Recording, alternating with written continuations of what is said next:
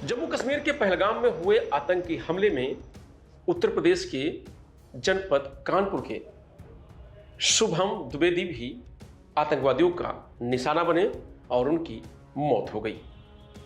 शुभम द्विवेदी के परिवार के बारे में चर्चा से पहले हम आप लोगों को ये दो तस्वीरें दिखाना चाहते हैं। ये वो दो तस्वीरें हैं, एक हादसे से एक दिन पहले की है जब शुभम द्विवेदी अपने परिवार के साथ एक होटल में एंजॉय कर रहे हैं, मस्ती कर रहे हैं, और दूसरी तस्वीर वो है जो पहलगाम में आतंकी अटैक हुआ। तो ये दोनों तस्वीरें देखकर आप अंदाजा लगा सकते हैं कि हादसे के एक दिन पहले परिवार कितना खुश था और हादसे के बाद जो हुआ वो शायद परिजनों ने कभी नहीं सोचा होगा। अब चलते हैं कानपुर शुभम के घर और देखते हैं वहां का क्या माहौल है। ये जो तस्वीरें आप देख रहे हैं ये कानपुर की हैं, शुभम द्विवेदी के घर की हैं, जहां शुभम के बारे में खबर सुनने के बाद उनके परिजन, पास पड़ोस के लोग इकट्ठा हुए हैं। शोकाकुल परिवार है और सभी लोग शुभम के घर पहुंच करके अपनी शोक संवेदना व्यक्त कर रहे हैं। जम्मू कश्मीर के पहलगाम में आतंकी हमले की तस्वीरें दिल दहला देने वाली। कश्मीर के पहलगाम में हुए आतंकी हमले में मूल रूप से महाराजपुर के हाथीपुर चंदन चक्की निवासी संजय द्विवेदी के पुत्र शुभम द्विवेदी पहलगाम में आतंकवादियों की गोली का निशाना बने। शुभम पूरे परिवार और रिश्तेदार समेत 11 लोगों के साथ बीते 17 अप्रैल को कश्मीर घूमने गए थे। शादी के बाद यह उनका पहला पारिवारिक टूर था।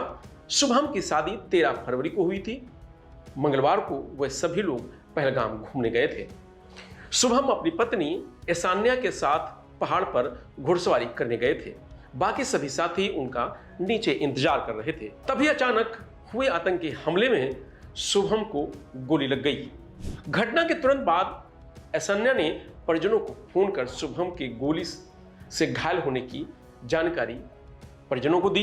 महाराजगंज के हाथीपुर चंदन चक्की निवासी संजय द्विवेदी सीमेंट व्यापारी हैं।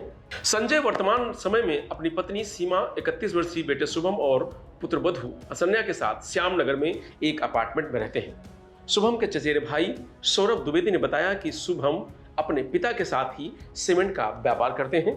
सौरभ ने आगे क्या बताया, सुनिए। जो घटना हुई है पहलगाम में, उसमें हमारे ताऊ जी के लड़के शुभम द्विवेदी जी को गोली लगी। दोपहर करीबन 3 बजे हमको फोन आया कि वो लोग ऊपर पहलगाम में घुड़सवारी करने गए हुए थे, वहां पर उनके सर में गोली लगी। जानकारी इस तरीके से हुई, जैसे मान लीजिए वो घूमने गए हुए थे तो हमने उनको फोन किया तो उन्होंने बताया कि अभी थोड़ी देर पहले इस तरीके की घटना हो गई है। और परिवार में, क्योंकि करीबन 11 लोग वहां पर घूमने गए हुए थे ग्रुप में, तो उसमें से शुभम भैया और उनकी वाइफ ऐशान्या, ये दोनों लोग घुड़सवारी करते हुए ऊपर गए थे पहलगाम।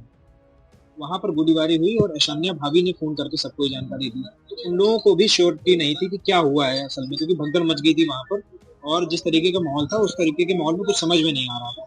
हालांकि थोड़ी देर के बाद ये पुष्टि हुई कि गोली उनके सर पे लग गई।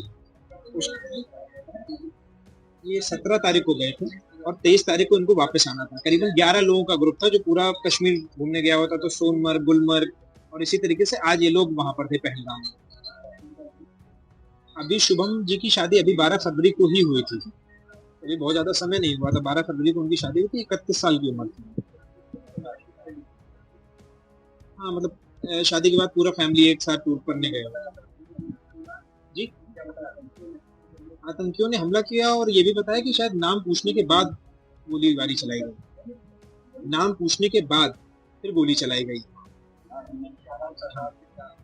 क्योंकि सरकार से हमारी सिर्फ इतनी दरख्वास्त है कि जो भी वहां पर घटना हुई है उसके जो भी प्रोसीजर्स वहां पर है उनको जल्दी से जल्दी खत्म करके जो भी स्थिति है उसको स्पष्ट करें और हमारे भाई को जिस भी स्थिति में वो हैं उनको यहाँ जल्द से जल्द हम लोगों को सौंपें। क्योंकि जो उस तरीके की हम लोगों को खबरें वहां से मिल रही हैं, अभी सरकारी तौर पर कोई पुष्टि नहीं हुई है, पर हम लोगों को एक खबर मिल रही है कि उनकी डेथ हो गई। तो अगर ऐसा हो गया है तो हम लोगों को उनके रिमेन्स जो हैं वो जल्द से जल्द यहाँ पर पहुंचाएं। अभी हमसे कोई संपर्क नहीं हुआ है। जो लोग वहां पर भी हैं फैमिली के, उन्होंने ये बताया कि उनको अभी अस्पताल में देखने को नहीं मिला है, लेकिन हाँ, ये कंफर्मेशन आ रही है कि डेथ हो गई है, क्योंकि एक वीडियो भी वायरल हो रहा है जिसमें शुभम भैया दिख रहे हैं, उनके सर पे गोली लगी हुई। शुभम भैया जो है वो सीमेंट का उनका व्यवसाय है। शुभम भैया अपने फादर के साथ सीमेंट का व्यवसाय करते हैं। बता दें कि शुभम पूरे परिवार और रिश्तेदार समेत 11 लोगों के साथ बीते 17 अप्रैल को कश्मीर घूमने गए थे, जहां आतंकी हमले में शुभम को गोली लगी। घटना के बाद असन्या के माध्यम से उन्हें शुभम के गोली लगने की जानकारी हुई। उसके बाद सुरक्षा कर्मियों ने आनंद में कश्मीर के अस्पताल में भेजा।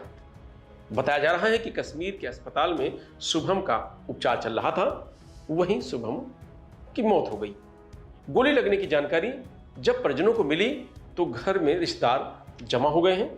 परिजन सदमे में हैं और रो रो कर उनका बुरा हाल है। जम्मू कश्मीर के पहलगाम में हुए आतंकी हमले की निंदा चारों तरफ हो रही है।